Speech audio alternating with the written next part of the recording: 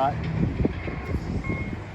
That's where the soccer field used to be, right? So this is going to be parking lot pretty much from where the existing parking lot started.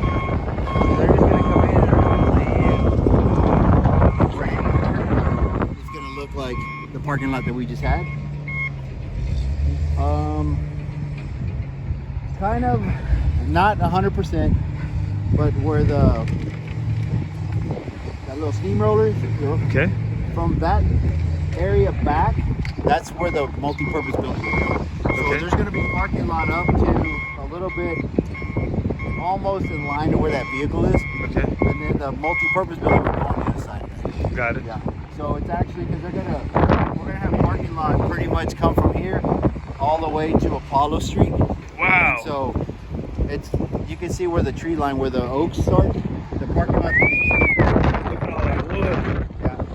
So there was a couple of trees. Actually, I think that's like 3 trees that were already end of life. Uh-huh. We're gonna have to replace 2 of them and replant. So anytime we take certain trees down, we have to replace them. What are y'all gonna do with all that wood? That wood, they take it off the whole time. They do it, to be honest with you.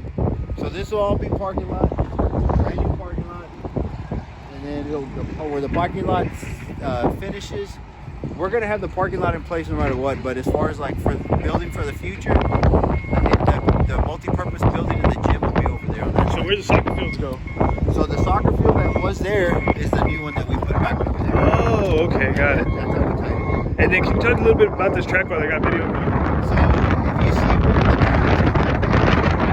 those are areas where because of the irrigation system, it's already deteriorated. That area where the dirt is, that's where it's floods. Or that's where the water stands. So it's already starting to take so you can see how water just stands there, water will stand there. You can kind of see it over on that corner as well.